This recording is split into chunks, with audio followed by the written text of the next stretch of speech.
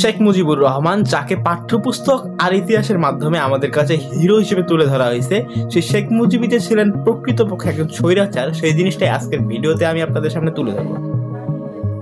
শেখ মুজিবের ইতিহাসে 1971 থেকে ডিরেক্টলি চলে যাওয়া হয় 1975 সাল পর্যন্ত, কিন্তু 1972 থেকে 1975 সাল পর্যন্ত শেখ মুজিবের যে শাসনামল ছিল সেই জিনিসটা কিন্তু আমাদের সামনে তুলে ধরা হয় না।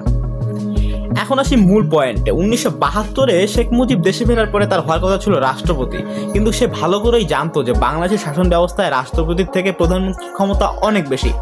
তাই সে তাজউদ্দিন আহমেদকে সেখান থেকে সরায় নিজে প্রধানমন্ত্রী হয়ে যায় এবং সৈয়দ নজরুল ইসলামকে রাষ্ট্রপতি পদ থেকে সরায় আবু সাইদ চৌধুরীকে রাষ্ট্রপতি পদে দায়িত্ব পায়। সে এই যে ভোট চুরির ইতিহাসের যাত্রা, সেটা শুরু হয় মূলত 1973 সালের নির্বাচনের মাধ্যমে।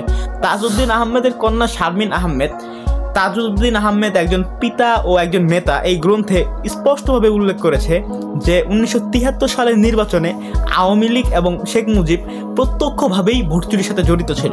নির্বাচনে শেখ মুজিব 4টা আসন থেকে মনোনয়ন ফর্ম সংগ্রহ করে এবং তার মধ্যে একটা আসন ছিল ভোলার আসন, এবং সেই ভোলার আসনে ডক্টর আজাহার উদ্দিন ছিলেন জাসদের একজন শক্তিশালী প্রার্থী, এবং মনোনয়ন ফর্ম জমা করার দিন ডক্টর আজাহার উদ্দিনকে গুম করে ফেলা হয়।